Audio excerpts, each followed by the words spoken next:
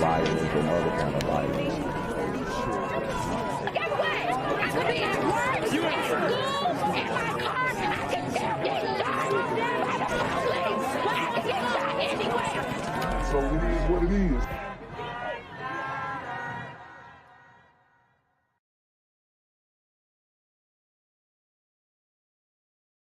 Weeks into 2022, and police say the city has seen nearly 100 carjackings. One of the latest ended in a shootout, and tonight we have news surveillance video of that incident. Eyewitness News reporter Jasmine Payute is live at police headquarters with more. Woo!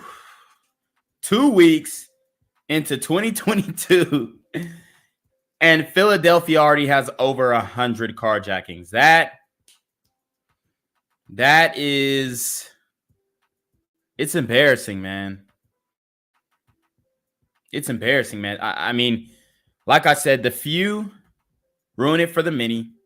I know there are plenty of hardworking brothers out there in Philadelphia, but all that is being overshadowed by these super gremlins in the street who are just on demon time to the fullest. The new GTA 5 has inspired a whole new wave, and I'm not saying they're doing this because of GTA 5. I'm just speaking lightheartedly, okay? Somebody in my comments, oh, you think they're doing it because of GTA? It's not just because GTA. White kids play GTA too. Okay, good. I get it. Jesus Christ. I'm just trying to make sense of it like we all are, and man, it's tough because people are talking about solutions. We're all trying to find solutions, and it seems like there are none. Evening, Jasmine. Good evening, Siafa. At last check, the teen suspect involved in this shootout is in critical condition. Tonight, we learned the carjacking victim is a grandfather who just wanted to get home to his family. It just doesn't seem worth it. As Philadelphia reaches a grim carjacking milestone, doorbell video shows just how quickly these crimes escalate.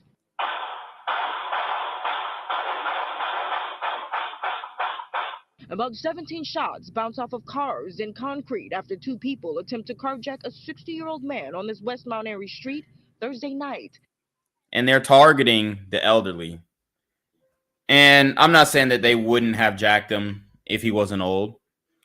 But there are so many examples of these super gremlins not respecting their elders. I mean, you got Gramps letting off 17 shots to defend his own vehicle. The victim, who police say is licensed to carry, fights back, leaving a 16-year-old suspect critical. He goes, I'm looking for my brother. Police say as of Friday, there have been at least 100 carjackings across the city. I'm looking for my brother.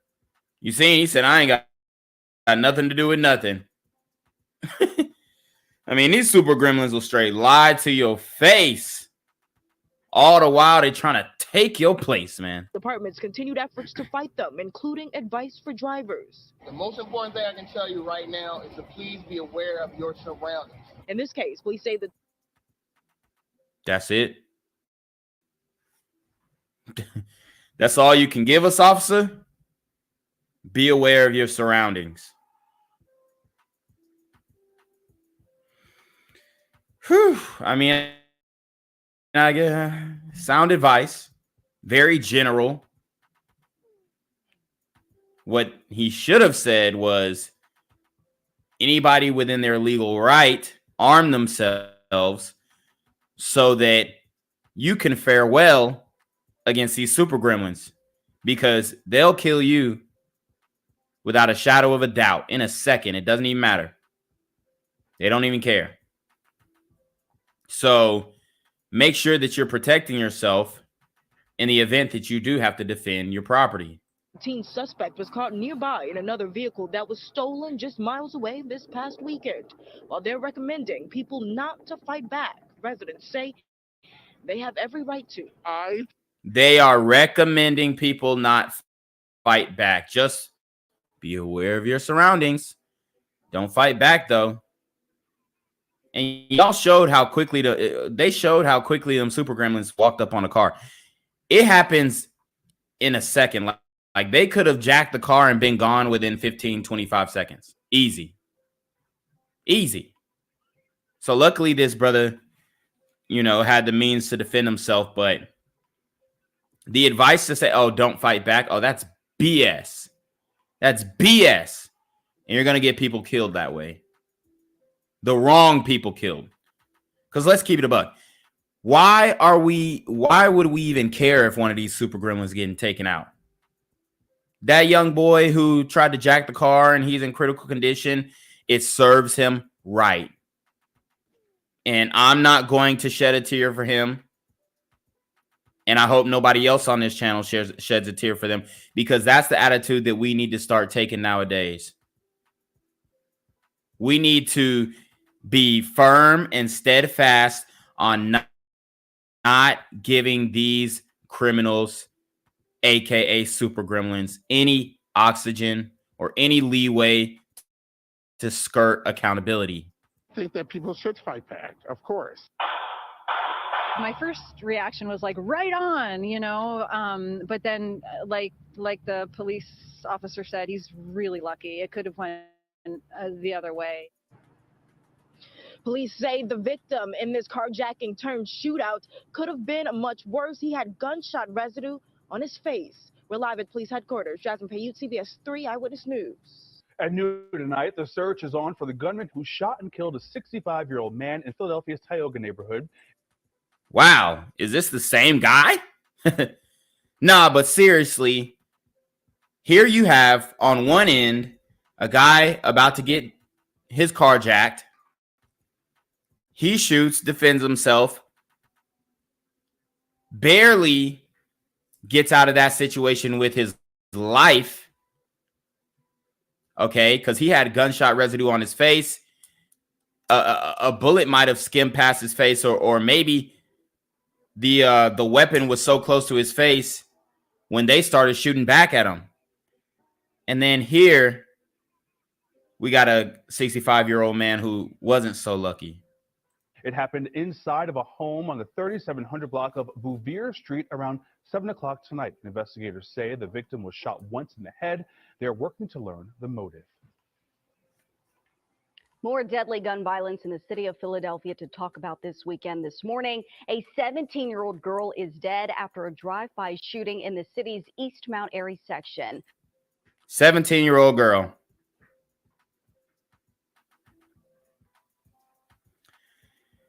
Oh, man. And if you were to poll the community, and I'm not talking about all the community, because I know it is some people who are fed up with this stuff. It's some people who are tired of this stuff. But for example, let's just poll my generation, Generation Z, okay, Generation X. I'd say between the ages of 18 and 30 years old. You poll them and you ask them, hey, a 17-year-old girl was just shot in a drive-by in Philly. If you had knowledge of what happened, would you call Crime Stoppers? Just poll them. Ask them. Ask them. And then you'll understand why the community is right where we need to be. And it pains me to say, but this is what we campaign for. This is what we promote. And that is why we're getting the same results that we've been getting for years on years on years. Eyewitness News reporter Howard Monroe is live for us this morning with more on what police say led to the shooting. Howard. Jan, that shooting happened at about 9 o'clock last night, and now a 17-year-old girl is dead. That shooting happened near the intersection of Ross and Sharpenack Streets. Police say the victim was sitting in a parked car with 3 others, and a large black SUV pulled up and opened fire. The girl was shot multiple times. She was driven to Chestnut Hill Hospital, where she was pronounced dead. Investigators do not believe, though, that she was the target. Wow. So she's sitting in the car with 3 other, most likely super gremlins, thugged out Pookies and Ray Rays. They pull up, They're aiming at the Pookies. They're aiming at the Ray Rays, but then they hit the innocent 17-year-old girl. And, you know, who knows? Maybe she knew that they was on that demon time, super gremlin time, and they had enemies. Maybe she didn't. But either way, man, it's too much. It's overwhelming. And nobody is talking about it. Mum's the word. You can't say anything about it. You say anything about it to anybody in the community, they don't want to hear it. They just want to hear racist white supremacists, January 6th, and F Donald Trump. We believe that there was someone else in the vehicle who was actually the target of the shooters. There were 4 people inside that vehicle when the shooters opened fire on it. No one else in the vehicle was struck by gunfire. Now, no arrests have been made. So far this year, there have been 22 homicides in the city. That's 29% higher than this time last year. Wow. And it's like the people who may have struck these beefs, the guy who struck the beef with these dudes who are willing to dump 17 shots, or how many ever shots that they shot in the car? I mean, these types of dudes, they don't really get their comeuppance until later on, or most of the time it's self-inflicted. But you know, that narrative that, oh, you know, you keep doing good and all the good things are going to come to you, man. It only applies outside of the community. Like, you can be outside the community and you're doing good and you'll actually see that snowball effect. But it's just crazy. A young woman at that can just get cut down at any second in the community. Jan, back to you. All right, Howard, thanks so much. We begin this half hour with the investigation into a shooting that claimed the life of a 17-year-old girl. Yeah, 3 days ago, Carissa Bright was gunned down while sitting in a car in East Mount Airy. Action News reporter Katie Cattrall talked to her loved ones today. Katie joins us now live from police headquarters with more on the young victim. And this is getting extremely ridiculous. This young lady did not deserve to lose her life. This is definitely a situation of wrong place, wrong time, or like I like to call it, wrong Pookies, wrong Ray Rays. You know, hanging out with certain super gremlins can really get you in a bind, okay? And unfortunately, man, this young lady's life was taken. Katie. Shari and Rick, family members say Carissa Bright had a bright future ahead of her. They say she was a caring person. She wanted to be a nurse. Now, instead of planning for her future, family members are planning her funeral. It's sad. You don't expect it. You hear about it, but you don't expect it to happen. Somebody locking their car, it's like that with the carjackings in Philly. You gotta click the lock like 30 times. Happen in your neighborhood. Grieving family members say 17-year-old Carissa Bright was. Look at this girl, man. Beautiful. Like, stunningly beautiful. And this is what these super gremlins do.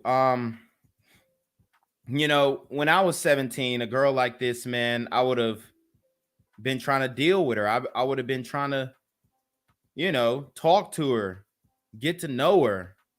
You know what I mean? See what she about. But these dudes nowadays, they just killing them. I hate to say it, but that's what's happening. Like, they're just killing all the sisters. fatally shot on Friday night. To know Carissa, you had to fall in love with her. Police say the gunfire erupted just after 8:30 p.m. on the 6600 block of Ross Street in East Mount Airy. Police say the teen was sitting in the passenger seat of a parked white Toyota with 3 other people when a dark-colored SUV pulled up against the car, and at least one person fired at the people inside, striking the girl in the head and chest. Police do not think she was the intended target, but someone else in the car was. We just got a call and we just ran out of here like hell. Wow, man. I mean, shorty look all types of blazing. Y'all dudes is sickos, man. You super gremlins out there in Philly are demented. Wow. Lost for words, bruh. Chopper 6 shows the car the teen was rushed in to Chestnut Hill Hospital, where she was pronounced about 20 minutes later. It hit all of our hearts. It hit all of our hearts. You don't kill an individual, you kill a whole family when things like this happen. It's a whole. You heard what he said. You didn't kill the individual. You killed a whole family when things like this happen. Go on, speak, brother. Family suffers. And that's the worst part. Bright's name fitting. Family says she was a bright light in the community. They are determined to never let her light fade. She was beautiful. She had life. She had energy. You know, it's just hard. And police say they are looking for a large black SUV, possibly a Lincoln Navigator. I swear I thought she was going to say a large black super gremlin. I thought she was going to go there. I would have been like, wow, that's super refreshing that they actually gave a description of who actually shot the person and not just what they were wearing. Possibly a Lincoln Navigator. Authorities also say the other 3 people inside of the car with Bright were not struck. I'm live here at police headquarters. Katie Castro, Channel 6, Action News. Rick. Guess what? I could be at work, at school, in my car, and I can still get shot by the police. I can get shot anywhere. So it is what it is.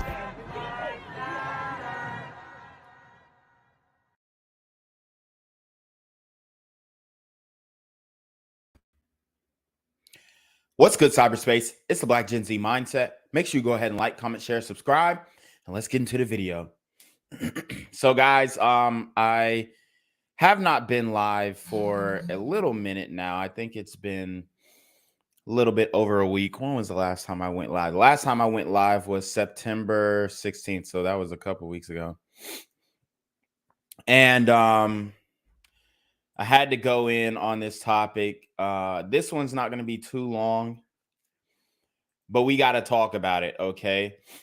You've got a 14-year-old boy who is shot and killed outside of Roxborough High School in Philadelphia. We all know how these super teen gremlins are getting down nowadays, but the schools are not safe. People are sending their children into these schools and they're not protected. I just did a video where a young glider kid was being bullied at some of these high schools. It is getting crazy out here, y'all. It really is. And it doesn't seem like it is getting better. It doesn't seem like people are even trying to address the situation. Okay? That's what you guys got to understand. So many different things going on, so many stories going on. I'm trying to keep up with them all. But we're going to cover this extensively. We're not going to wait too long. We're going to knock it all out. But I just want to make you guys aware of what is really going on in the community, especially in Philly. But these schools are completely out of control. The first story I want to show you guys is a brawl that happened in Trenton, New Jersey, which is pretty much in that area. But these are all the schools, all the black schools. in the Northeast, in the South. It really doesn't matter. So here we go. Brawl breaks out at Trenton 9th grade academy. Student, security, parents all involved. Parents involved. Parents involved. Let me repeat. Parents involved. So I guess that deems sisters, come get your kids null and void because they don't see it as a problem. They don't see it as an issue. Okay. A Trenton school that gained notoriety last year for a brutal mob beatdown of a student added a new chapter of violence yesterday. Parents stormed the 9th grade academy on Perry Street as a brawl developed. Adults reportedly faced off against security personnel and assaulted guards who needed rescue from city police. Wow. So the parents just attack the guards because the guards are trying to break up they badass kids from fighting. No discipline, no level of respect for authority. And this is what you get. The parents came to the school in response to a Monday incident that involved a fight between students, according to a source with knowledge of the incident. Parents allegedly pushed their way into the school and towards the cafeteria, where they tried to confront students involved in the previous day's fight. A Trenton Board of Education email sent to city student households described the incident. The release note, the original incident involved district students only. However, unauthorized non-Trenton public schools adults came to the school to become involved in the conflict. The TNGA security team attempted to keep the doors to the building closed, but students opened the door, allowing unauthorized adults to enter the building. So the students pretty much aided and abetted their parents to come in and put hands on the security guards, not only the security guards, but other minors. Okay. This shows lack of parenting. I would say neglect. I would say child abuse as well. This goes on in the community and it's rampant. It's rampant. And like I said, it seems like it can't be stopped because like I did the story on the grandmother, the old lady, what was her name? The diamond. What was her name? Let me see. Let me pull it up real quick. The Diamond Doris. Okay. This goes down to generations where you have an older woman who is pretty much a thief. And then she teaches that to her children, and her children teach that to their children.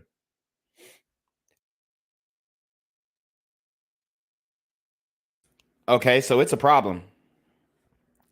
It's a real problem in the community.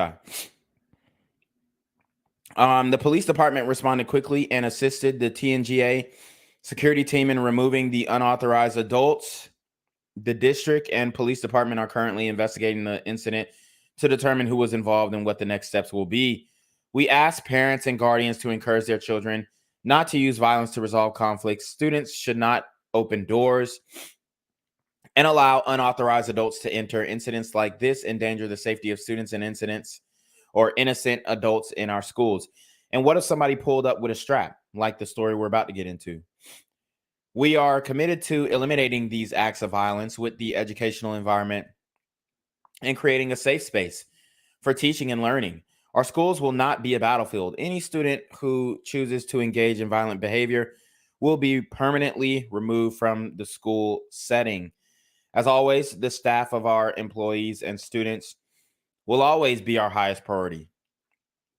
In June, Olvin Alejandro Perdomo Ulloa, 16, suffered a major heart attack, maybe major after school attack, as about 8 boys pinned him against a fence. They kicked and punched Perdomo Ulloa, and Lawrence Kelleher, a history teacher, intervened. Okay, a video of the incident circulated on social media. The attack attracted national attention and received similar condemnation. Oh, excuse me. So, I mean, this is what you guys see. This is what you guys see is going on in the community. Man, it is not good. It's not looking good at all. And, you know, they say that the behavior is being condemned, but is it really? Is it really? Let's be honest. It's not. On top of our breaking news out of Philly, several football players shot near Roxborough High School, and we just learned within the last few minutes here that one of them did not survive. I'm Sheba Russell. I'm Jason Martinez. Our Jeff Cole live. So remember, we did another story on a football game that was shot up. Not only Akeem Talib and his brother, but we did a story in Broward County where the Super Gremlins had a shootout over a gambling dispute and left 4 injured at a Little League football game. So all that anger, all that aggression during these games seems like it is building up and rendering a sour result. The scene, a heartbreaking development we just learned here, Jeff. Well, what we know now is that a 14-year-old, apparently a 14-year-old taking part apparently in some sort of scrimmage here and was walking up the street behind me, was shot by assailants in a green vehicle that comes up. So, guys, I told you about the op culture. So you have a 14-year-old boy. He's walking from a football scrimmage and he gets clapped. So what I can say here is that he probably was beefing online. He was probably had some beef in the streets through social media. He had some beef in the street through social media. And his ops were cruising for a bruising or for a body, rather. And they were looking for him. And they wanted to do him bad, and they did. Shot him and killed him. He was rushed to the hospital and pronounced there. That is what we've just learned. So a tragic situation here happening beginning at about 4:40 in the afternoon while a scrimmage was going on here. At least 3 teams scrimmaging behind Roxborough High School here. The scrimmage ended. The athletes who apparently were walking up the street behind me, known as Peckham or Peacham Street, and assailants in a green van pulled up and apparently fired on these young men. At least 4 injured here. Wow. And we do know now a 14-year-old has been shot and killed. He was. They aired out the whole block and fired on 4 teens.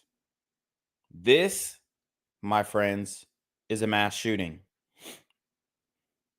This is a mass shooting. According to the FBI, this is indeed a mass shooting, but they'll never report it like that. They'll never report it like that. They won't do it. They won't say, hey, man, this mass shooting that went on, because they already know who did it. They already know.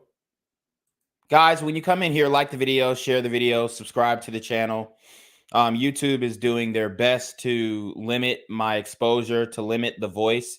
I've been getting the same amount of views since 1,000 subs as I'm getting with 6,000 subs. So it absolutely doesn't make sense. Viewership is going down. Watch hours going down.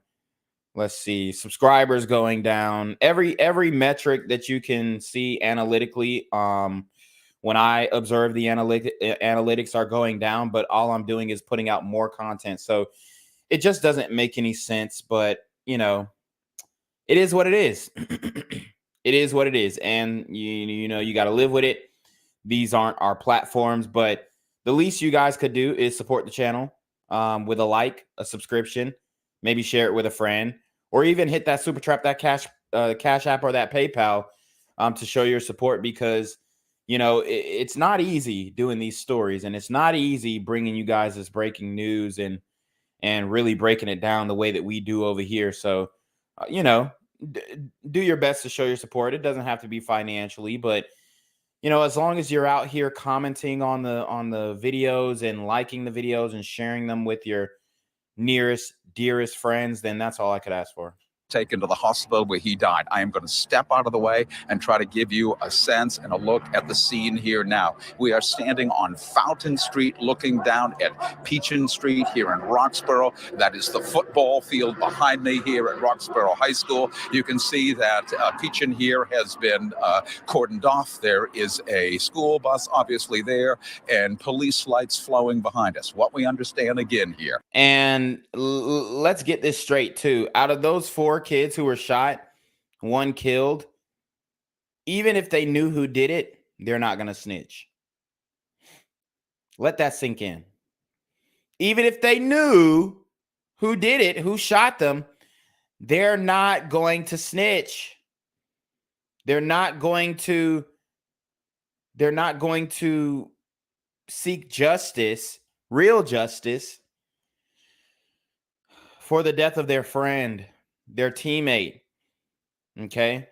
A guy that they shed blood, sweat, and tears with in the battlefield known as the gridiron. They're not going to say a word. Is at 4:40 this afternoon, a scrimmage going on, an afternoon football scrimmage. At least 3 teams involved here. When the scrimmage was coming to an end, the athletes were coming up the street, and apparently a green vehicle, possibly an SUV, comes up and fires on the students from the car. Wow. Shout out to Romer Dubo with the $9.99 super trap. He says, keep on pushing. You doing a great service and leaving a legacy.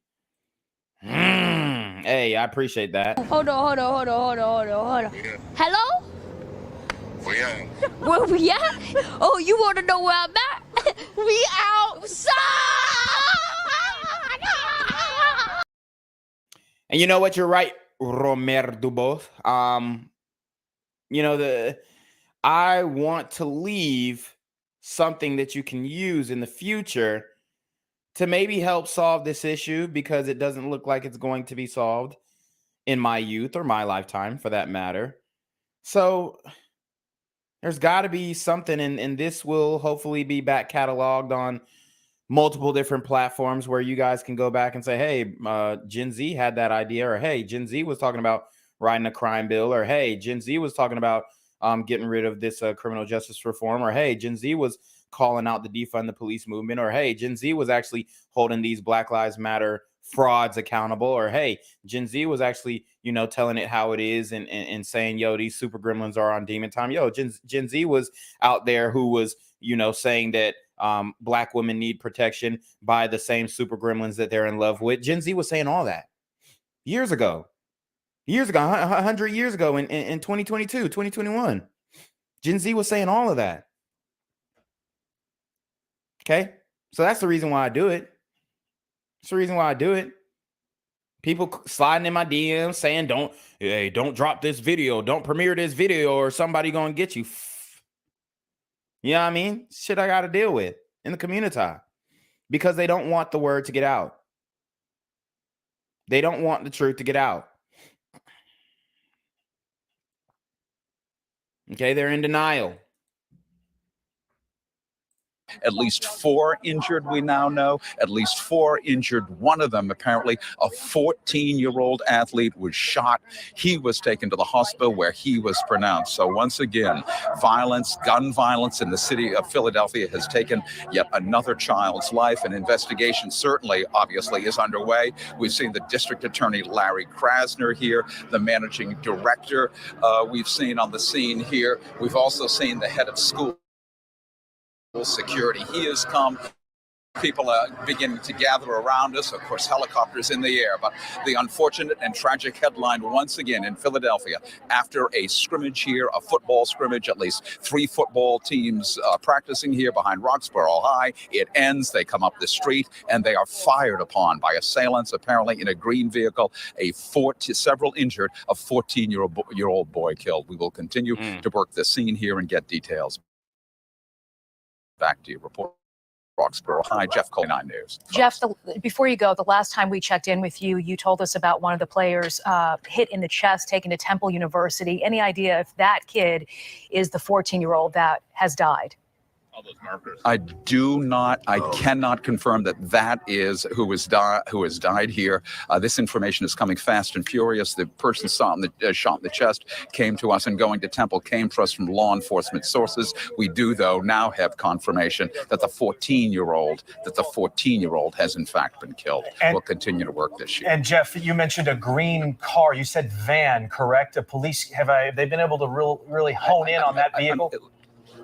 Again, flying in here, so a green SUV. We know a green vehicle apparently is engaged here. Of course, they will hone in on it. We understand that there is some video. Of course, you can't go anywhere in the city without video being gained here. We understand there may be some video. I don't know about all that. That's cap. You can't go anywhere in the city without video being gained. I don't know about that, because if that was the case, then there would be a lot more murders that would get solved. They obviously have some observation of some kind of green vehicle that had assailants in it, and it's that vehicle where the shooters apparently were in and where they fired upon these students. A lot of worried parents tonight. We just want to remind everyone, if you are trying to get to that location, 6401 Ridge Avenue is the place that parents are being asked to meet their kids. Jeff Cole, thank you for your reporting out there. So there you have it. It's this time it's not a white supremacist KKK member who's trying to shoot up a school or a incel. Oh no, these guys who shot right up outside the school, they're not incels. They're getting pussy. There are black women who are having sex with these young super gremlins who are doing these demonic acts. I'm telling you that right now. As a matter of fact, they take pride in fucking these guys. They do. You can't tell me anything different. You can't tell me anything different. And we're staying on top of Philly. Several football players shot near Roxborough High School. Just learned within the last few minutes here that one. I'm Sheba Russell. I'm Jason Martinez. Our Jeff Cole live at the scene. A heartbreaking development we just learned here. Well, what we know now is that apparently a 14-year-old taking part apparently in some sort of scrimmage here and was walking up the street behind me, was shot by assailants in a green vehicle that comes up, shot him and killed him. He was rushed to the hospital and pronounced there. That is what we've just learned. So a tragic situation here happening beginning at about 4:40 in the afternoon while a scrimmage was going on here. At least 3 teams scrimmaging behind Roxborough High School here. The scrimmage ended. The athletes who apparently were walking up the street behind me, known as Peckham or Peacham Street, and assailants in a green van pulled up and apparently fired on these young men. At least 4 injured here, and we do know now a 14-year-old has been shot and killed. He was taken to the hospital where he died. I am going to step out of the way and try to give you a sense and a look at the scene here now. We are standing on Fountain Street looking down at Peacham Street here in Roxborough. That is the football field behind me here at Roxborough High School. You can see that Peacham here has been cordoned off. And the fact that you are at a high school and you have to worry about this. You're at a high school and you have to worry about this. This is not something that high school kids should be worried about. But yet they are. On their walk home from school, they have to be cognizant of being ran up on by these super gremlins on demon time. There is a school bus obviously there and police lights flowing behind us. What we understand again here is at 4:40 this afternoon, a scrimmage going on, an afternoon football scrimmage. At least 3 teams involved here. When the scrimmage was coming to an end, the athletes were coming up the street and apparently a green vehicle, possibly an SUV, comes up and fires on the students from the car. At least 4 injured, we now know. At least 4 injured. One of them apparently a 14-year-old athlete was shot. He was taken to the hospital where he was pronounced. So once again, violence, gun violence in the city of Philadelphia has taken yet another. And it's just gun violence. It's gun violence. That's all they describe it as. Just gun violence. No, man. We've got to change our terminology. We've got to change our verbiage. We've got to. You guys are not addressing the issue. And I know he can't say it specifically. I know this, guys. I know that he can't say it. Otherwise, he's going to be racist, white supremacist news anchor. You see it. I see it. We all see it. It's supposed to be time to take action, but no action is being taken. Another child's life. An investigation certainly, obviously, is underway. We've seen the district attorney, Larry Krasner, here, the managing director. We've seen on the... So you got Let Him Go Larry pulling up just to show his face. And he should be ashamed to show his face in these situations like this.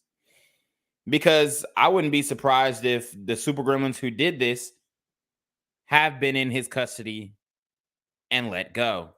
The scene here. We've also seen the head of school security. He has come. People are beginning to gather around us, of course. Yeah, I saw that TSM. I saw that Philly story. I actually covered that, so that'll be premiering too this week.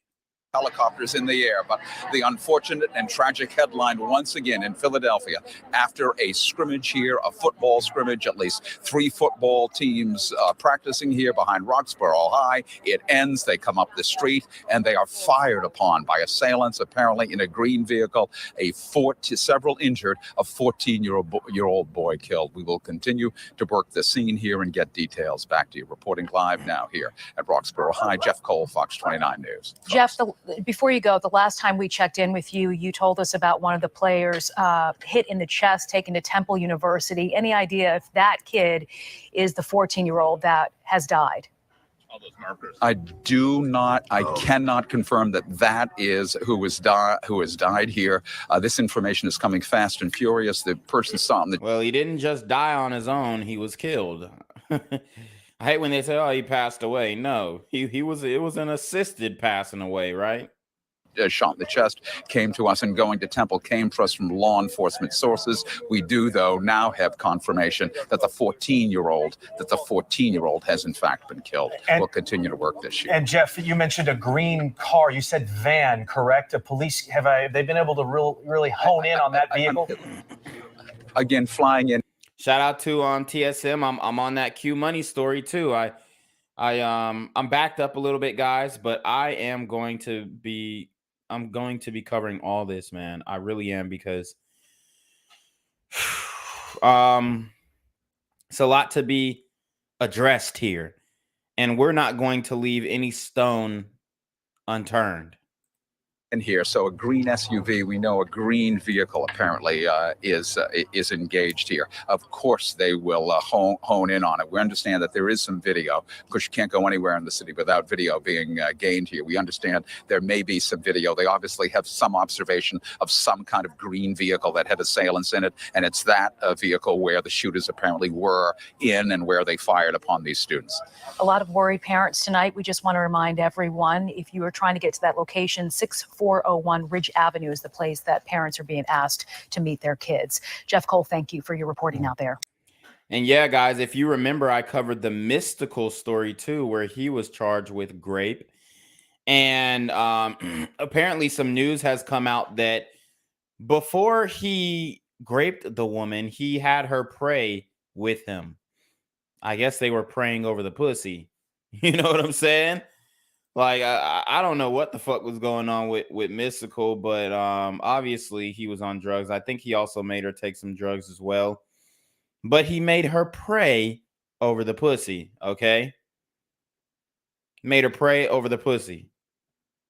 And I don't even want to attempt to reenact what that prayer sounded like, but it probably went something like this, okay? Lord, thank you for this pussy I'm about to receive. Let it nourish my ding. Let it nourish my dick. Like, you know what I'm saying? Like, it probably went something like that. Mystical, it's OV for him. It's OV. And this is a well-known, famous rapper. Well-known, famous rapper, man. Imagine what the regular, everyday super gremlin is up to. So anyways, we are going to hear, I believe this is the police chief or any a commanding officer on scene of this shooting at this high school. We're going to listen to what he has to say. See if he can give us any more details, any insight on the situation, and I don't know, attempt to make us feel better about the debauchery that's going on in the community.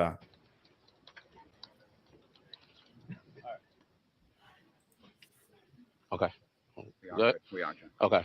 So I'll start with saying that today, Roxborough High School, they dismissed around 2:30 p.m. Officers are usually here to help with dismissal, which was done today as well.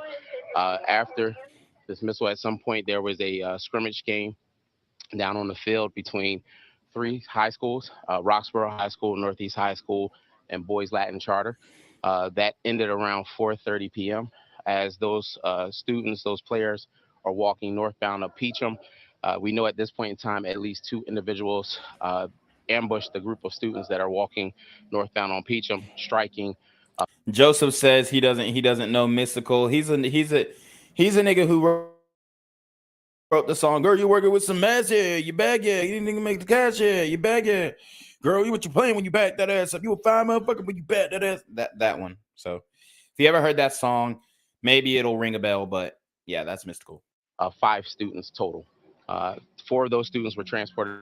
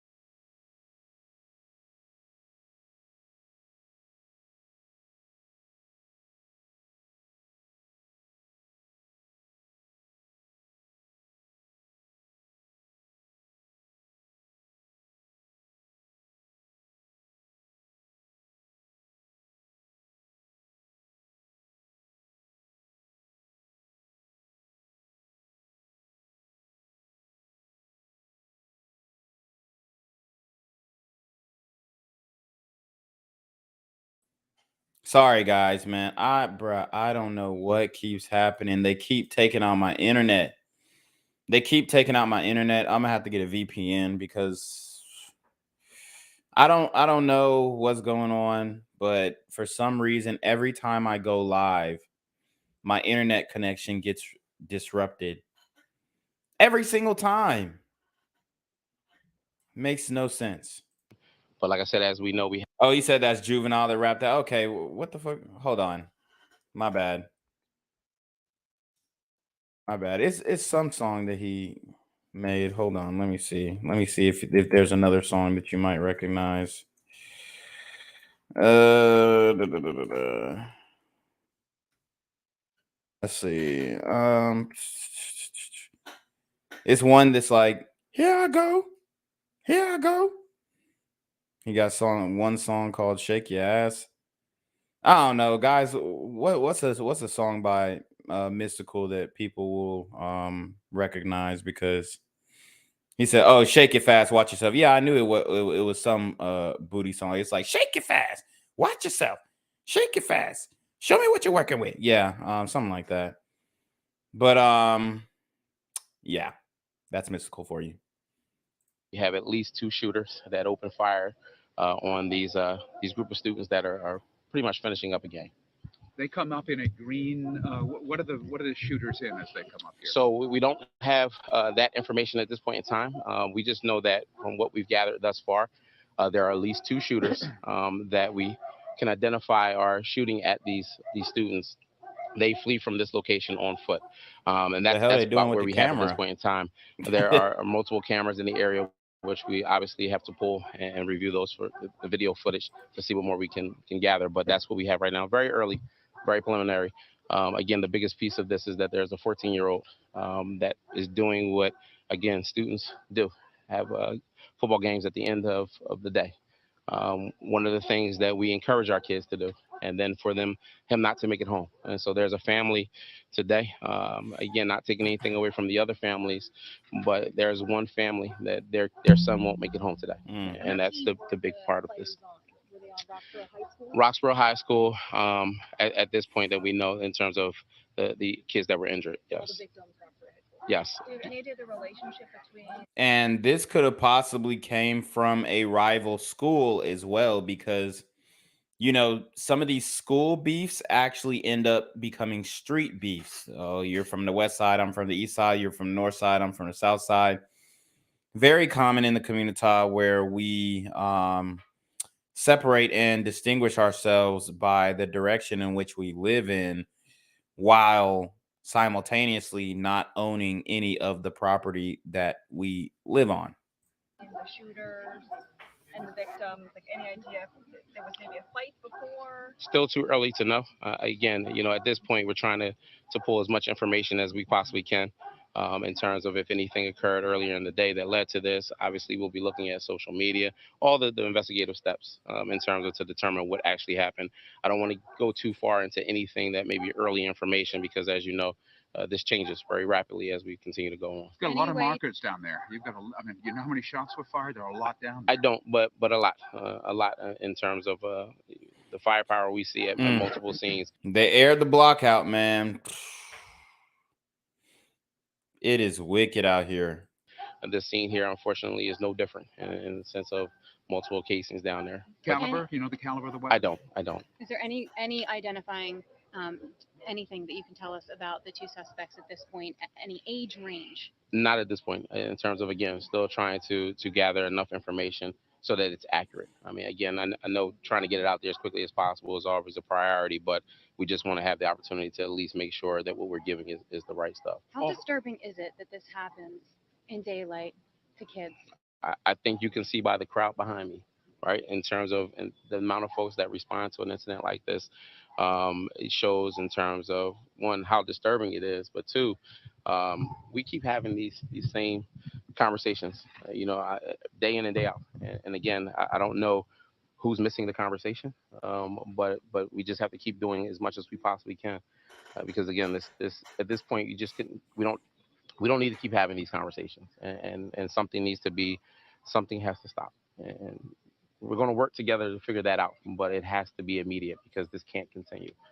All the most serious injured were all players, all in practice uniforms, all football players, every one of them? In terms of, I don't know, in the ones that were injured, yes. I don't know, honestly, Jeff, whether in terms of what uniforms they were in or if they had started to take off their gear all along this way. But these are all players. They're all players. All of them were players. All of them were players that we've identified thus far, yeah.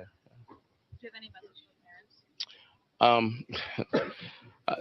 The biggest message, I guess, in the sense of, try and talk to your kids. And again, if you know your kids are involved in something, even if you're not sure. You heard what he said. Sisters, come get your kids. Have a conversation about what this means. Death is final. And I know a lot of kids see things, they see TV, they hear things, and but I don't know how many of them understand that this is final. Death is final. You don't come back from that. And so I guess the message I can say is, if have that important conversation with your kids. It's better to have that conversation and to get them if they need help or whatever it may be. But that's about as best as I can say with that. What is your message to the shooters? You probably don't have the enough beeps for me to give that, but again, the only thing I can say to that is, well, I mean, fuck those guys. Honestly, fuck those guys. They are menaces to the community. They're destroying what's left of the Black community. It's absolutely ridiculous. Okay. Absolutely ridiculous, man. And obviously he doesn't have words for the gremlins at the moment, but I can confidently say, man, fuck those guys, because it doesn't make any sense you airing out 9th grade kids. And I know these guys get involved in the streets young. Could be something where it was a back and forth thing. One group did something to this group. Now they got to retaliate. Who knows? But either way, it's just more of these young black men killing each other. I don't know who the fuck is teaching them at these young ages that they should be hating other black teenagers their age. I just don't get it. I really just don't get it. They talk about racism is taught and passed down from generation, but they don't talk about hating your own people, plotting on your own people, robbing, stealing, killing from your own people. Put the guns down. And if there is something that folks need, if there are issues that need to be resolved, let's find other ways to resolve conflict. Unfortunately, and as sad as it's going to sound, the shooters probably are not listening to this broadcast, right? And so we sometimes spread that message to the folks that don't need to hear it. Hopefully there's a way that this will resonate through their parents, maybe relatives, or some other way. I want to turn it over to give Dr. Watlington an opportunity to speak. Good afternoon. I am personally disturbed by and quite frankly angry with this senseless act of violence, and it's unacceptable. And certainly on behalf of all of us in the school district, our hearts and prayers go out to the families of today. You're brand new here, really brand new. What do you make of the violence in this city, particularly perpetrated on young people? I think it's absolutely unacceptable. Schools have always been centers of community. Well, will continue I got to be. stop him there. He's saying, what do you think about the violence being perpetrated on young people? Well, a lot of the violence is being perpetrated by young people. So you have to understand that first. Okay. You need to understand that the super gremlins that shot this young man, shot and killed this young man, shot at his friends, committed this mass shooting, they are probably young themselves. Okay. Probably within the same age range or a little bit older. But even if they were a lot older, even if they're grown adults, what does it look like being a man in your mid, early, or even late 20s beefing with a middle schooler?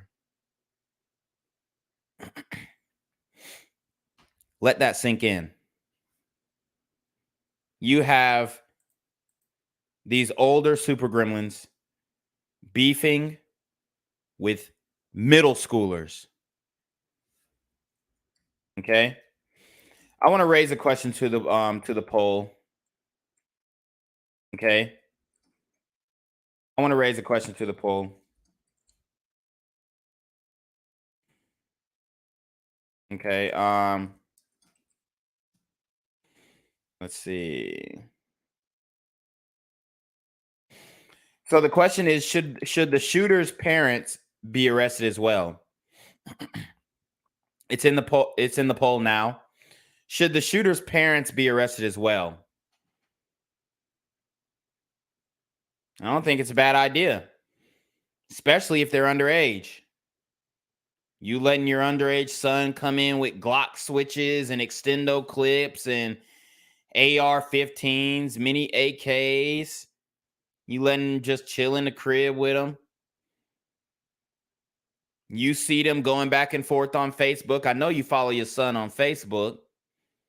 You see them going live with Pooh Shiesty mask, pointing guns at the camera, calling other black men all types of bitch ass niggas, pussy ass niggas, fuck ass niggas, hoe ass niggas. This is what's going down. You in the other room, ordering McDonald's, DoorDash finna pull up, you laughing because your son up there beefing. Oh, that boy crazy. They better not put their hands on my son. It's fucking ridiculous. These single mothers, these super single mother gremlins on demon time are simply enablers. And so it's absolutely unacceptable. are you doing? What kind of resources are you going to have for the kids? We have supports here, and I'll ask Chief Kevin Bethel, our Chief of Safety, if he'll say a So couple words we'll about have that. a very strong trauma support team from our support services. We'll be responding to the school. Our principal is here, to lead that effort in her school. It's going to be it's a challenge. I mean, you see her; she's been in tears and struggling through this process. But we will work as a team to make sure that we have all the supports in the school to be able to support the school leaders, the school staff, the school community, the folks. I mean, look around. I mean, this is in a community. There's a parking lot right next door. Anyone could have been struck by these. These schools used to be a safe place. We had that conversation, Jeff. This used to be a safe haven for our young people. And to see that now that our young people can't even come in a scrimmage game and be shot is totally unacceptable. Is there any way for you to defend against this? I mean, you had security here. These guys pull up and fire on football players. I mean, when you have these many guns on our streets, this is the downstream impact of that. Everybody's got a gun. Everybody wants to use a gun. So there he goes, blaming the guns. Blaming the guns. It's the guns' fault. Not the super gremlins who pulled the trigger. Not their neglectful parents. It's an inanimate weapon's fault. Inanimate object. Can't do anything by itself. No solutions. In the doc we're talking about, it used to be a hand fight, is now a gunfight. That was a cowardly act today, to come out and ambush people coming off a ball field. That makes you tough? I think not. And so these guns, and the more these kids have guns in their hands, the more they're likely to use them. And you see what they have. They don't care where they're at now. No matter where they are, they feel that they can get away with shooting. And now you come to the step with murder. He's right, though. They don't care where they're at. Whether they're at the mall, at the crib, at school, at a daycare, at a hospital. They don't care where they are. These super gremlins are on demon time. That's right. We've been at this. How many, as this first deputy said, how many times we got to come to these schools and have us kids shot outside the school for people to start to respond and understand we have to do something different. Well, the only people who really need to respond are black people. Let's just keep that a buck right now. Let's keep it a buck right now, because we need to care first over anybody else. We need to care first over anybody else. If we don't care, nobody else is going to give a fuck. We need to care first. So I'm not worried about other people. This is our issue. This is our problem. This is a community's issue. So if we don't care, if we're not making a fuss, if everything is fine and dandy with us, then how do you see this thing getting resolved? Truly, how do you see it getting resolved? Because we don't care. If we did, then you would see Black Lives Matter out here like you've seen them in the streets marching over the summer. They're nowhere to be found. They don't give a damn. They ran off with they 10 million, they 90 million, they 100 million, and they good. They good. They're great. While our kids are over here killing each other. Doing the same thing over and over again is futile. And we have to be, start to move in that direction of changing how we respond. What does that look like? Well, listen. What if the parents and kids are scared to go to school? Fear of getting shot. Listen, I don't want to monopolize the time. I mean, despite all of that, we still are confident that our schools are a safe place. The schools, when you look at all the violence across the city, we still say that our schools are the safest place for our young people to come. And we will work with the team here and the police department, who've been an immense partner in this space to broaden. And now we didn't have to feel like we had to cover scrimmage games now. The police department has been a very effective leader in helping us in our adult leagues. I mean, our older kids and our high school games and at our super sites. Now we have to cover scrimmage games and practice. I mean, we have kids out in their playing fields across the city, enjoying after school time. What we're trained to do, what we're supposed to do with our young people. And so we'll just have to go back and talk to the team to see if we even have to expand even further. It's the younger grades too. It's the younger. I don't know if that's a question or is Well, it yeah, okay. the schools are safe. The streets aren't. Right? This happens in the street outside. No, the schools are not safe. Did you just see the article that I read? You have the students helping the parents sneak in to fight other students and security guards. The schools are not safe. As long as these little super gremlins are attending the schools, they're not safe. As long as their parents are, you know, ratchet single mothers, they're not safe. Schools are not safe, yo. And for him to say that with a straight face, with all of the bullying, all of the fights, all of the threats upon the school, okay? The brawls, the disrespect for the teachers, and you want to say the schools are safe. How can he say that with a straight face? How can he say that with a straight face? School. At the end of the day, yeah. Absolutely. I think, I'll let Dr. Watson talk about, but, we work hard to keep our schools safe inside the interior. How do you see kids affected by this? Listen, the amount of the Dr. Height, Dr. Sorry, Dr. Watson. I'll say that, our young people already are traumatized by the pandemic and the effects of learning loss over the past 2.5 years, and a lot of other challenges just being a young person these days. Blame the pandemic, but if you look at what was going on before the pandemic, I'm going to tell you right now, this shit was still happening. This shit was still happening before the pandemic. The pandemic exacerbated the situation, but this stuff still happened, okay? This stuff still happened. It happened before the pandemic. It'll happen after the pandemic. Oh, yeah. I mean, Biden just ended the pandemic last week, so we're good now. And certainly unacceptable gun violence like this does not help anything. So we're always asking ourselves, how are the children? And quite frankly, many of our children are not well. No, so they're not. We absolutely have to believe that we can do better in our city, and we have to do better. Thank you, and we're going to turn it over to our district attorney, I believe. So I have to tell you, I'm the man of the hour, Larry Krasner. Let's see what this dude got to say. This crook has to say. Okay. Absolutely outraged. I'm shocked. I frankly am a little shaken.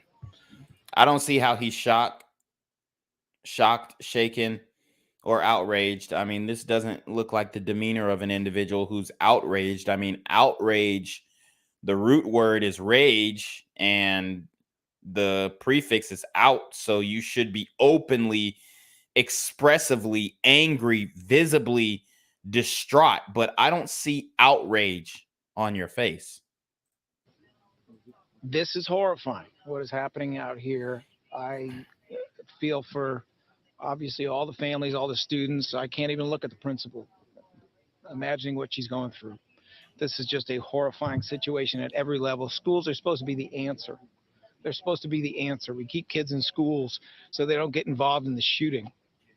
And what happens when we have shooting outside the schools? The remedy. And this is not the first time there have been shootings outside the school. I actually covered a story of I believe he was a young Hispanic boy who was shot and killed walking from school. He left school early, pretty much was playing hooky. I also covered a story where earlier this year where a woman's body was found outside of I think it was Frederick Douglass Elementary School. Yeah, her body was outside in the alleyway burning. So she had been murdered, and somebody wanted to get rid of the evidence, and it worked because that individual has not been apprehended yet. Maybe for another crime, but not for killing of the woman and getting rid of her body by burning it in a elementary school alleyway. So this is not the first time that something insanely tragic has happened to schools in Philadelphia, and it won't be the last. Has to be a safe place. People have to be able to go there and do positive, constructive things like play football. They have to be able to do that. So this is, to me, just heartbreaking and shocking. I can tell you that from the investigative perspective, it is encouraging to see that we have excellent investigators out here. We have the chief of the forensics unit. And without getting more specific, I know that some cutting edge forensics are being used. We have people carefully gathering video. I see guys with ATF jackets. The feds are out here. It's very encouraging to see that there's such a strong investigative effort, a strong team. Okay, so we see the police officers who obviously care about these situations and solving these murders, but where's Black Lives Matter? Where are all these program directors, program leaders, violence interrupters, violence interventionists? Where are they at when a group of 4 young boys walking home from a scrimmage are ambushed by these super gremlins on demon time that results in the killing of a 14-year-old boy? Where the fuck are they? Where are they? They're nowhere to be found. Team effort in that regard. But we all know that the answer is not just to solve this crime. The answer is that we cannot have crimes like this. They have to be prevented. We have to not have these things happen again. What's the solution to that? Because Philadelphia has been dealing with this crime crisis for the last few years now. What do you want to say to residents who say this has gone out of control? This is a terrible situation that is going on here. As I'm sure you know, there are a lot of efforts at the state, local, and federal level to deal with it, not only here, but elsewhere. But this is horrifying. There's no other way to put it. Does aggressive prosecution of people who carry guns end this in some way? Well, as you know, our success in actually getting convictions for people who are killing other people with guns, our success rate is very high. It's close to 90% by the time that we get to trial. That is the result of people in our office who are extremely skilled and work very hard, even though we don't have the resources. You may also know that according to the House of Representatives and its report released in June of this year, that the sentences for possession of guns are longer in Philadelphia than any other category of cities. Long sentences are happening here, longer than the rest of the state, but it did not stop this. We have to work not only on modern enforcement, but we have to work every way we can on prevention. So this is not happening again. And with those two things together, we can make progress. I think the whole city is united. I think they all recognize the importance of cutting edge, modern, capable enforcement, but also of a bigger investment in prevention. Thank you. Thank you. So there you have it. There you have it. That is Let 'em Go Larry's solution. But I'm going to show you guys what's actually going down in Philly. Okay.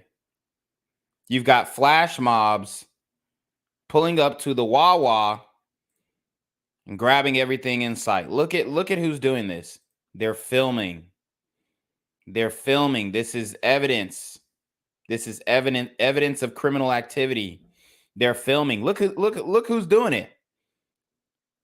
Look who's doing it. Show me one person who's stealing to go feed their baby and stealing diapers. Show me one. Over 100 people entered this Wawa. They were jumping on vehicles in parking lots. It says police released videos of the suspects seen going into a Wawa around 8 p.m.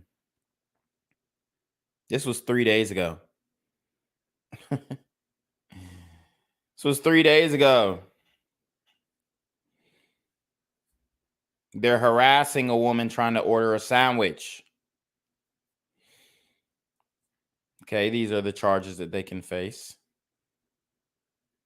Look at all these kids.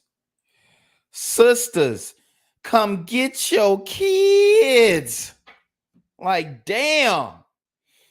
How do you not know where your fucking kids are? How do you not know? And then they're going to try and convince us that they have this overwhelming fear that their kid's going to be abducted. Y'all don't give a fuck about your kids. Otherwise, they wouldn't be out at 8 p.m. They'd be studying, preparing their lesson for tomorrow, laying out their school clothes for the next day. Look at all these kids. Look at all these kids. If they're just teens, it's just a bunch of unruly teens. That's what they said earlier. It's just unruly teens. No.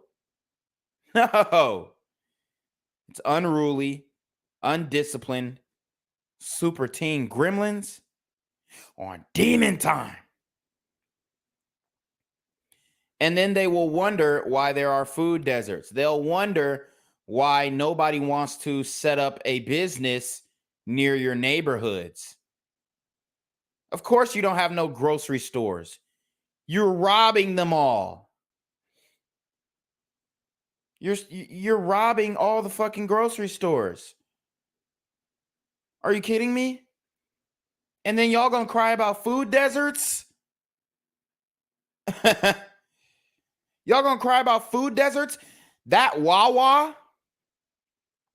These dollar stores that be popping up outside of community? These Walmarts? Even Aldi's has tried to serve you niggas? That was your manna from heaven. That was God trying to lead you out of the wilderness. Okay? But look at what y'all did with it. Y'all ran in there and took some shit that don't belong to you. You ran in there and disrespected your family name. You ran in there and dishonored your mother, your father, your sister, your brother, your aunties, your uncles, your grandma, your grandfather. You don't give a fuck. You don't care. So guess what? Nobody else is going to care about you either. Nobody else is going to care about you either. And they would like us to run amok. They would want us to burn the whole city down if, for instance, one of them little niggas was running into the Wawa and you know, hit a lick, running back out, or hit a jug, running back out of the Wawa. Police catch his ass. He pursues him in a chase and guns his black ass down. Now we're all supposed to be out there protesting. Now we're all supposed to be out there. We shall overcome. Fuck out of here. I'm done with it. I don't know about y'all. I'm done. I'm done. I don't wash my hands with this shit because I cannot defend this. I can't defend this behavior. I can't stand behind this shit. I can't in good faith attempt to stand for the name of any of these super gremlins who are doing these demon time activities. I hate a thief. Can't stand them. Can't stand them. Shout out to Deluxe247 with the $5 super trap. Oh, say less. I appreciate that. Shout out to Gina Gigi with the $4.99 super trap. She says, I blame everyone who voted in these liberals. Elections have consequences. Please, everyone, we need to support Gen Z with Cash App whenever we can. Hold on. Yeah. Hello? Yeah. Where we at? Oh, you want to know where I'm at? We outside!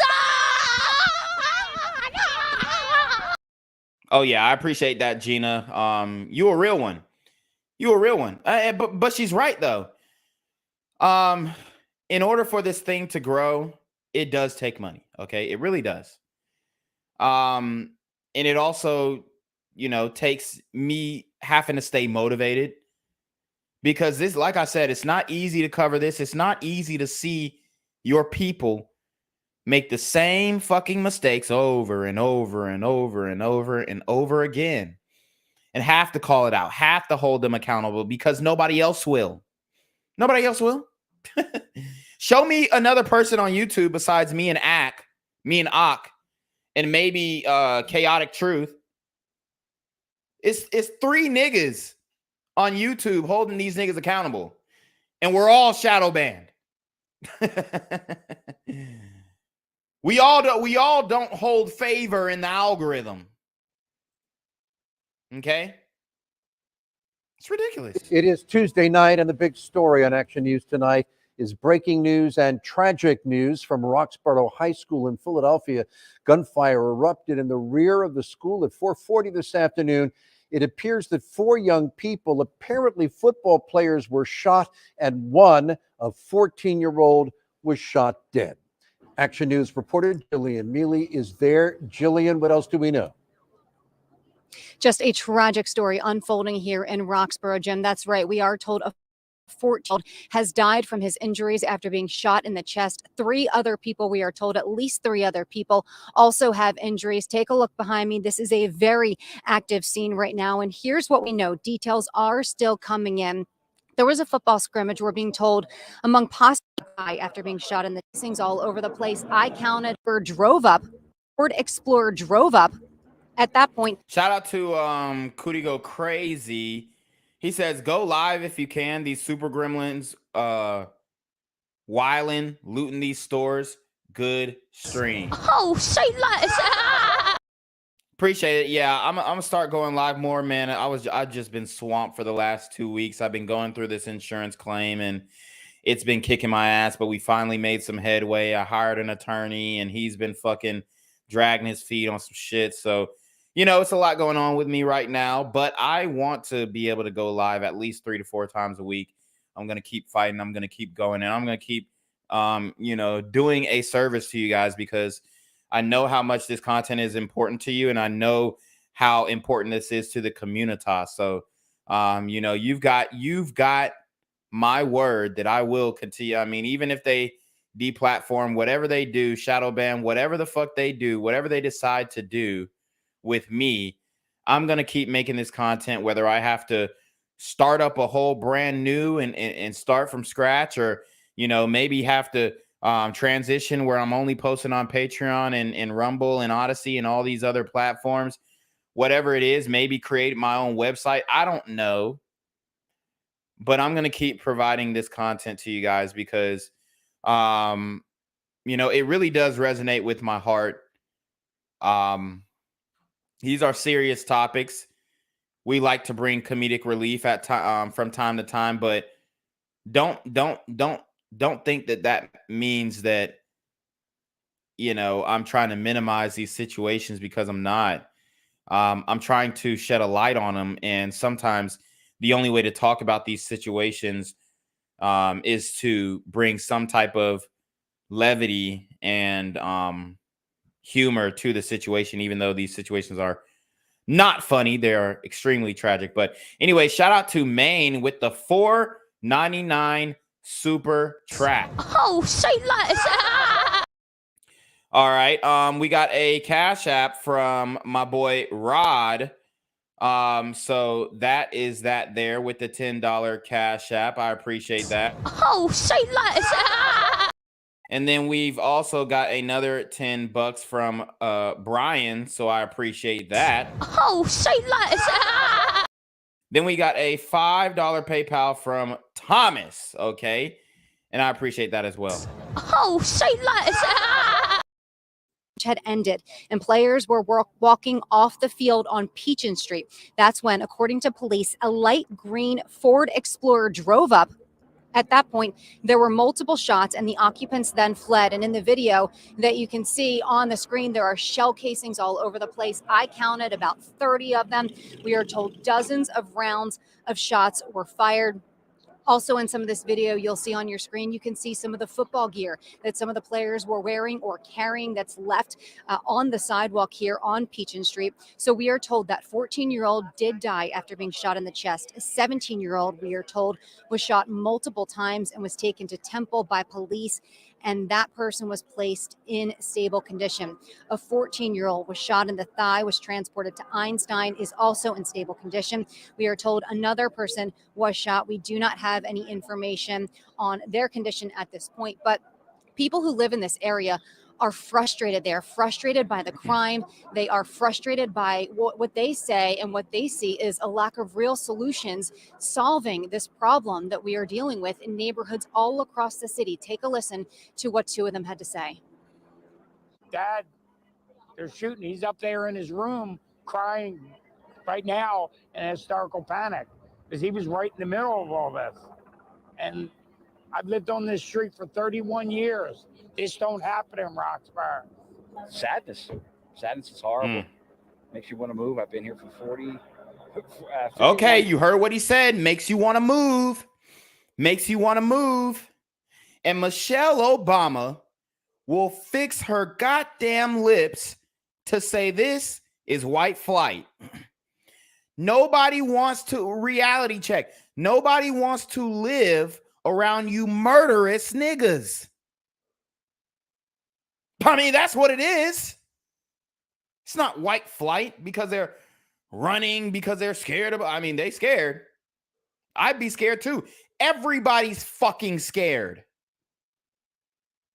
Everybody's scared. We scared when we pull up to the Walmart. We scared when we pull up to the gas station. Niggas is clutching. Even the realest, streetest niggas, the hoodest niggas is clutching. Because we know, especially as black men, we know that at any given moment, I could be shot by a 15-year-old. I could be shot by a 15-year-old. And he'll go back home to his mama and hop on that damn PlayStation 5 like nothing happened. Smoking a blunt dedicated to your death. And it'll be a non-issue in his household. So they're going to call these gliders, oh, that's white flight. It makes you want to move. What do you mean? Are you racist? No, nobody wants to live around people who are killing each other. Because if they'll kill somebody who look just like them, what the fuck do you think they'll do to anybody else? Shout out to Regular Degula with the $5 super trap. He says, there are no peaceful or diplomatic solutions. Oh, say that. Real solutions solving this problem that we are dealing with in neighborhoods all across the city. Take a listen to what two of them had to say. Dad, they're shooting. He's up there in his room crying right now in hysterical panic because he was right in the middle of all this. And I've lived on this street for 31 years. This don't happen in Roxborough. Sadness. Sadness is horrible. Makes you want to move. I've been here for 51 years, and I'm seeing more and more of this. Yeah, and once again, back out here live inside this crime scene that you can see police have taped off.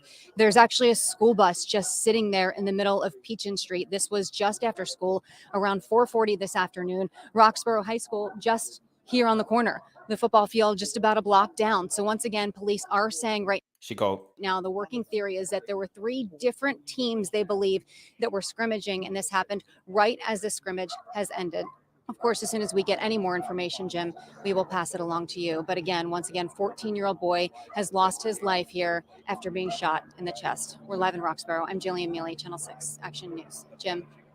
Jillian, I want to try to clarify one thing. We do not know from which school the boy who was killed was from. Is that correct? We do not. We do not know which school all 4 of those victims are from. Police are trying to identify that right now. They say it's been a little tough because there were, at least their belief, 3 different teams here scrimmaging, but we do not know from what school that boy was from. All right, Jillian Mealy reporting live on the scene at Roxborough High School. Shout out to Hope Flyers. She says the dog's even pissed. The dog's even pissed. Yeah, I heard that nigga barking. I heard that little nigga barking. He was pissed off. He was pissed off. And if that wasn't bad enough, look at what these little niggas are doing, bro. If that wasn't bad enough, hold on. Let's see if I can. Okay, there we go. We were able to enlarge it. Let me just go back. I'm gonna have to refresh because they tripping. But if that wasn't enough, man, look what we got going on. I think what we're... Well, it's not just happening in the city. Groups of kids are causing havoc in Havertown as well. Yeah, they're attacking other young people for, police say, no reason at all. These packs are creating panic, and police say that they're fed up and it will not be tolerated. They're increasing their patrols to track these kids down. Joe Holden spoke with one parent whose son was attacked. Joe? Guys, the link is I just dropped the link. The link is in the description. I don't have much time. We can go for about 30 more minutes, but if you want to give some thoughts, closing thoughts, whatnot on the topic, let's get it. We'll go until the 2-hour mark. But it's not looking good. It's not looking good. Yeah, Jessica, and in that attack, it was 10-on-1, 10 teams, one teenager, and then delivering blows, punches, and kicks. Tonight, police tell me they are working to identify the people responsible and promise arrests will be made. Groups of teens have created panic along Darby and Manoa Roads and Brookline Boulevard on weekend nights. There's a lot of kids that are just trying to cause as much problems as they possibly. Just kids? That's all he has. Oh, it's a lot of kids. It's just kids. If y'all don't address the situation, we'll never get to a solution. Possibly can. Like, they want to cause a ruckus. Bars, restaurants, and other shops along Havertown's normally calm business hub have been forced to put up with them. I won't tolerate their baloney. So, I think what we're seeing is a direct result of, our leadership across the country now. Yes. You look at the situation in Wildwood, the situation in North Philly a couple nights ago. I mean, there's just no ramifications. This past weekend, the stakes were raised when groups of nearly... Look, the super gremlins are bullying this young white kid. They are bullying this young white kid. Okay? It's like the reverse of what the KKK is doing. Was doing. It's like the reverse. They all ganged up on this kid. I don't see no other white kids out there, so I can only assume for no other reason than the color of his skin. They literally ganged up on him, jumped him, formed a circle around him, got their licks. This is a hate crime. This is a hate crime. And these types of hate crimes go underreported. Okay? Shout out to Cootie Go Crazy. What's good, bro? What's good with you, man? Been chilling. Yeah, man. What do you have to say on this situation here where they're jumping this little white boy? Oh, that's wild. But it's not surprising, I guess. Yeah. In terms of the Philly, the shooting in Philly, I know that happened a lot. I was watching something talking about the war in Philly or what's going on down there. But it was multiple instances in which young athletes were not only were they getting shot and killed, but they were going on to be distant songs, depending on where they were from. So that's the worst element of this. Even if it's not necessarily the intended target, it doesn't mean necessarily that there's a they still won't brandish it, or celebrate it. Yeah. You make a good point there because I want people to understand when these super gremlins do these drive-bys and all this kind of stuff, what you have to understand is if they hit a target, period, whether they hit their target or an innocent bystander, whether it be an infant, a toddler, or a adolescent, whatever, they still feel like that is a point. They still feel like they got one up on the scoreboard. It doesn't matter if they hit their target as long as they hit something. That's why you don't see these super gremlins really practicing their aim, because they don't really care about actually hitting the target most of the time. They just care about instilling fear and getting the validation from their peers that, oh yeah, I'll bust my gun. So it's a lot going on here when it comes to the psychology of these super gremlins, but I totally agree with you. A dozen teens swarmed a single victim at a time and unleashed beatings. Several attacks occurred. The violence, that's worrisome. Then I say stop playing. We've blurred the video to protect the identity of the young man punched and kicked, but the savage nature of the attack is easily heard and hard to believe. That's crazy. His father isn't sure when he'll return to school. 10-on-1 is a bad situation. So if he leaves the school, then they'll say, oh, he's white flighting. He took his kids out of the black school because he hates black people. Meanwhile, they're over here jumping his kid. And this won't be the first time either. They're going to keep it. He is a walking lick for the rest of his life, the rest of his tenure in that area. Whenever they see him, it's up. They're going to get something out of him.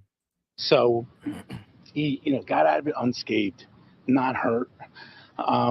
But, the what ifs. Jennifer Brennan's son was also surrounded by a similar group and says he narrowly escaped being assaulted. We need to What does that mean, a similar group? take Havertown back and get things back under control. Racial profile. Woo! You heard what she said. She said we need to take Havertown back and get it back under control. Shit, get them niggas out of here. Take it back from who? She said, get them niggas out of here, bro. Oh, God. Take it back from who? And then, it's so crazy because it's starting to, we know that history repeats itself.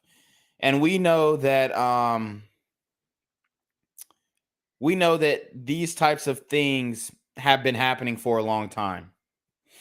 Okay, black folks ain't really changed much. Okay, so it makes you rethink everything that you were taught. All right, about the system, about the racism in America, about the policies that were implemented. All right. The segregation policies and whatnot. It makes you rethink it, because if this is the type of shit that was happening, and I don't doubt at all that it was happening. As a matter of fact, if you read these local newspapers back in the day, you'll see a lot of the same type of things. Even when we did that blast in the past in the 1950s, we saw these same type of activities and concern from gliders even back then, that this type of thing could potentially be an issue. But we're seeing all these things now, and it's just like, what is the tipping point? What is the turning point that will just completely make us say, yeah, you know what? I don't care if it looks racist at all. Y'all niggas got to go. If it seems like we are at that breaking point, or close to it at least. Because she said, we need to take the city back. Who took the city? Who took it in the first place?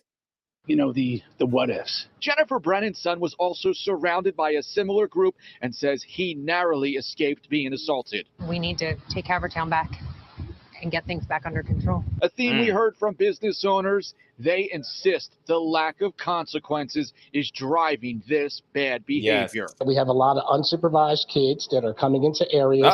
So we got brothers speaking out about it too. But they'll say he's an educated lame. He can't really speak on street business. That's what they say to me in my DMs. It's niggas in my DMs with death threats. You can't speak on street business. You don't even sound like a street nigga. Oh, okay. But you got this brother right here speaking on it. He's tired of it. Everybody's tired of it. You had something to say, Cootie? Nah, I said coon. Right, exactly. A lot of unsupervised kids that are coming into areas and causing a lot of mischief. Some of it's peer pressure. Some of it is just, wanton destruction. Unsupervised kids, sisters, come get your kids. Well, some of that bad behavior, to put it lightly, follows home football games at nearby Haverford High School. There is an away game this week. Police hoping for a little bit of space here, but they will be increasing patrols on foot here around the Brookline Boulevard and Darby Road corridors. We're live in Havertown. Joe Holden, CBS 3 Eyewitness News. Okay, Joe, thank you for that. And they're just calling them unruly teens. That's literally all they're calling them. Just some unruly teens. You can't make this stuff up, guys. You can't make this stuff up. And honestly, I mean, I could go down and do stories like this all night. Could do it all night. But let's look at some more things that are going on in Philly. Let's check out some more things that are going on. This shooting of the football player is a big story, so it's definitely filling up the news cycle here, at least the local news. Let's see. Let me see if I can find something else. But yeah, guys, I'm curious to know what you guys think. I definitely want to see your comments after this live video. Definitely want to see your comments after this live video, because this type of stuff, it can't be tolerated. It can't be accepted. It can't be normalized, even though it has been normalized. But this is not a good thing. We'll look into more Haverford Townships, or Havertown, if you will, assaults, because it seems like this might get people's attention pretty well. Also, the Wawa story was wild. Let's see. The issue of kids causing chaos is not just a Philadelphia issue, but it has become a problem even in the burbs like Haverford Township. Our Kelly Rule reports. So you heard what she said. She said it's not just an issue in the inner city. It's an issue in the suburbs. Okay? It's an issue in the suburbs. At what point do we expect those nice, clean, suburban people to get a little dirty with this shit? At what point? And are we going to be surprised? Are we going to be upset? Are we going to be pulling up to the suburbs and protesting because we can't keep control of our own kids? And they're traveling towns over to commit heinous crimes and destroy communities? Facts. It's ridiculous, man. And the people in the community, they will continue to defend this behavior. He's marginalized. He's a victim. All these things to displace accountability from these super gremlins on demon time. You had something to say, Cutie? Nah, I was gonna say, it's crazy when like the like whatever, especially in these like more liberal states, like when the white liberals can't necessarily like get away from what they speaking on. Like it's different when it's like they far away, they can say whatever and say, oh, reform their crime and You know, it wasn't his fault. You know, as soon as they school gets shot up, it's completely different. It's like a more rational thought process coming in. Yeah. Like, I mean, you heard the glider woman. I mean, she was probably woke as hell just a few months Like ago. she let it happen the first time. See, that's why I Yep. can't really feel bad. Cause I'm like the first one. It was for, even though it might not be like, if you ignorant to something, like it's only so much I can feel bad. But at the same time, like it's not like this the first thing that, like, obviously I don't know her personally, so she may have been against it the whole time. But you know, a lot of times I'll say most individuals they'll let it happen. Yeah. And she was probably, like I said, she was probably woke as hell 3 months ago. Then she started seeing the ramifications, but the damage is done. This is not just something that happened overnight. This was a drawn out process to restructure sentencing guidelines, restructure the criminal justice reform, change what is a felony, change what is a misdemeanor. This is not something that happened overnight. This is processes and bill after bill after bill, and it's just snowballed into what we have now. And it's only getting worse because there are more woke bills being implemented, being introduced, and they're passing all over the country.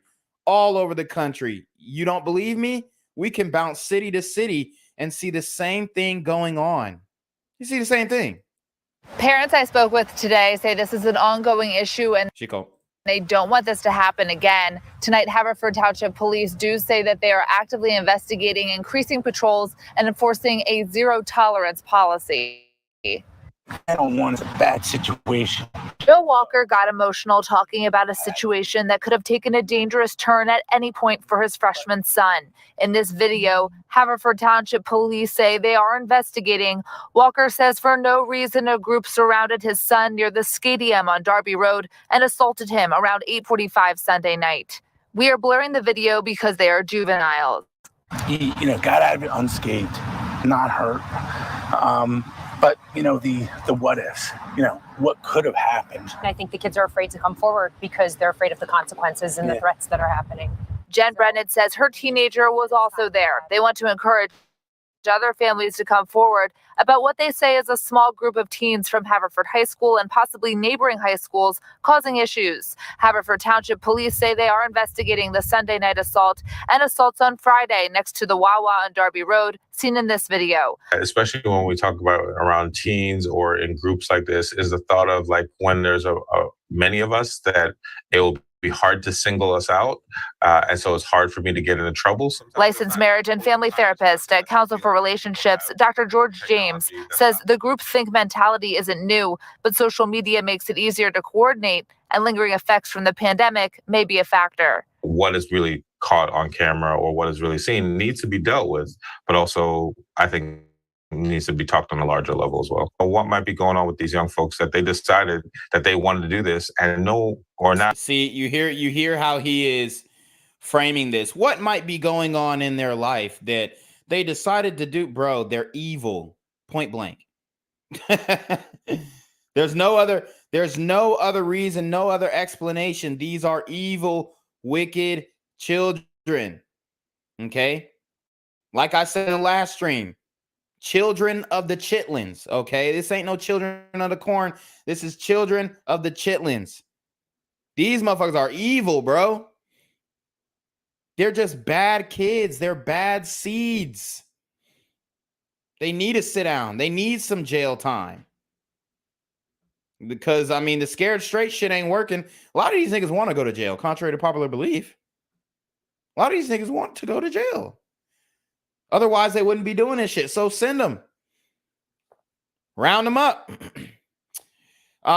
Shout out to you guys for voting on the poll. We do have the poll results back.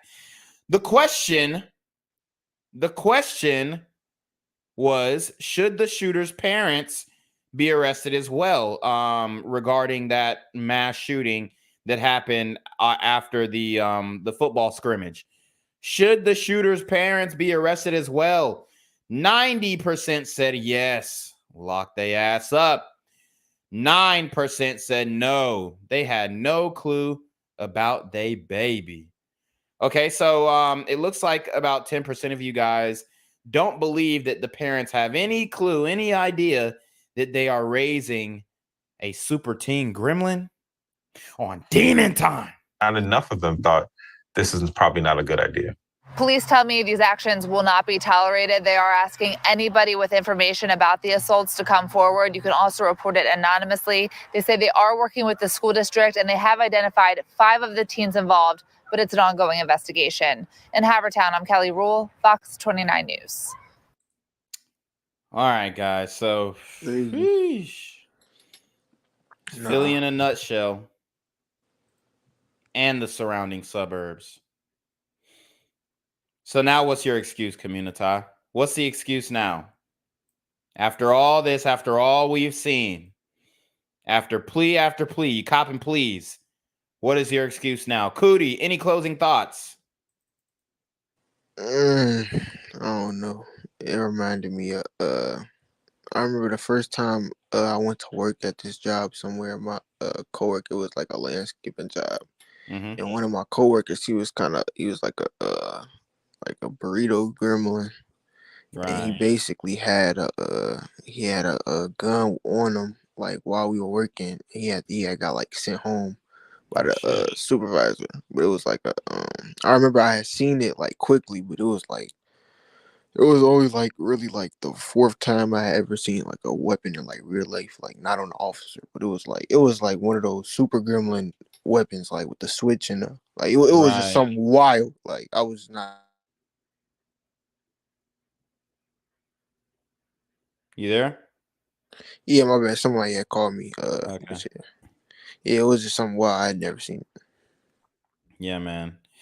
It's getting bad. It's getting bad. Well, I appreciate you joining the stream, Cootie. We're about to close up here, but I really appreciate your support. You joining the stream, giving your input. It is definitely needed.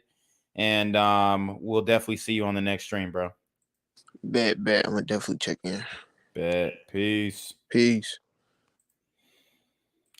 So that was Cootie Go Crazy, ladies and gentlemen.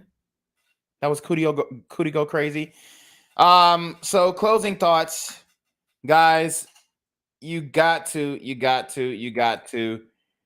the merch. You got to get the merch. And if you guys don't know how to get the merch, I will show you right now. As you can see, this is the live stream that we are viewing at this moment, that I am presently doing. So you'll go down to the description box and you will click this link and it will bring up the merch store. Okay. Now that merch store is full of all types of different articles of clothing. You've got your hoodie. We've got the affirmative action hoodie, affirmative action hire hoodie. Okay. So make sure you go get that. Trigger some SJWs. We got the BGZM News 17 dad hat. We have got the BGZM News 17 tank top. We've got a BGZM News 17 stuffed animal. We also have the BGZM News 17 diversity hire hoodies. Okay, so not only can you rock the affirmative action hire hoodies, but you can also rock the diversity hire hoodies. We've got the Keep It One Thante hoodies, which I know if you guys are avid listeners of BGZM News 17 or Black Gen Z Mindset, aka Janquavius Jackson, then you will be aware of the inside joke that we have called Keep It One Thante. Okay. We also have the half BGZM News 17 Pooh Shiesty mask. You got to say it 3 times, like swipe or no swiping, or the super gremlins will not go away. So make sure you go check that one out. We've also got the Officer Brooks for President. Oh, well, they should have updated it, but this is supposed to be the Officer Brooks for President hoodie. It has not been updated yet. We've got the Pooh Shiesty mask hoodie. We've got the Sisters Come Get Your Kids hoodie. And we have the infamous, notorious, the Super Gremlins are on demon time hoodie. Okay. We also got the snapback for my street niggas who fuck with Black Gen Z and are tired of seeing blood spilled in the streets. We also have the 90s baby NFT hoodies, and last but not least, the BGZM News 17 t-shirts. So guys, make sure you go cop the merch. It is about to be winter time, and I know y'all need a reliable hoodie, a warm, snuggle hoodie. So make sure you go check that out. Also, the backup channel. We've got to get you on the backup channel. The BGZM News 17 backup channel. We're at 497 subs. We need 1,000 subs to become monetized. I had to slow down the content, but we're still going live on this channel. I had to slow down the content going on this channel because it was just too expensive to put story after story after story up. So I want to keep doing that, but it just costs too much at the time to have my editors do these and Black Gen Z Mindset as well.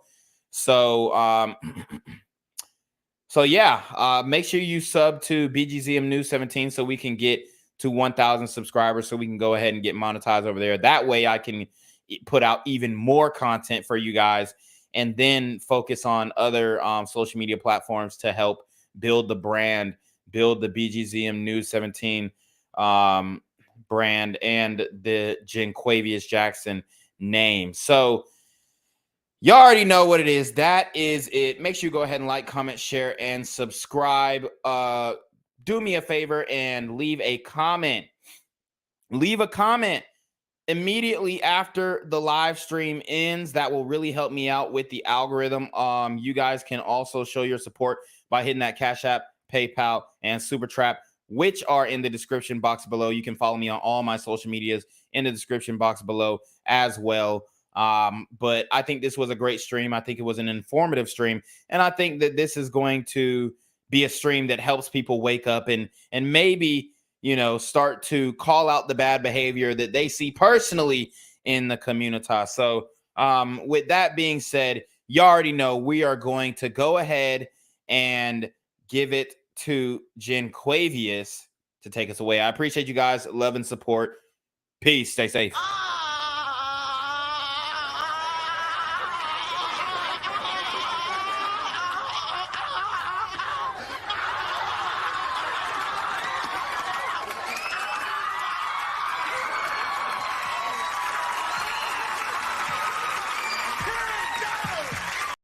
I'm here on the corner of MLK and Medgar Evers, and it's a very tranquil scene compared to just a couple hours ago where a drive-by shooting just took place. Excuse me, I'm getting live updates as we speak. I've just been updated to the amount of casualties from this drive-by shooting, and I'm getting reports that 2 people were actually declared deceased and 27 others were shot and injured but are in stable condition.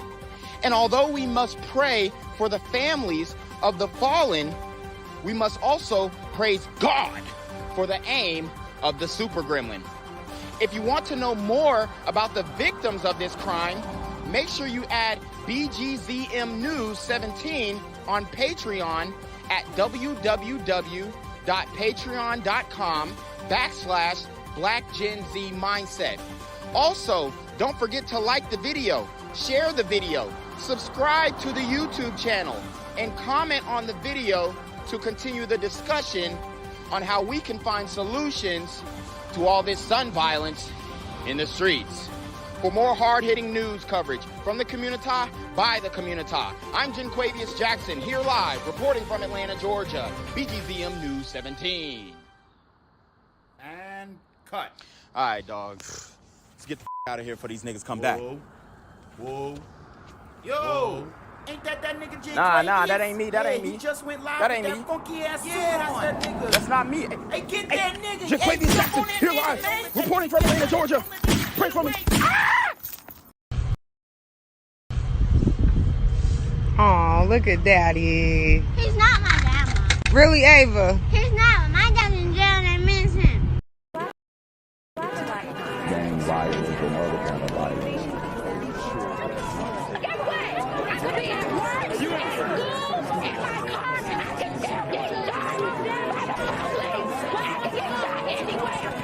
So it is what it is.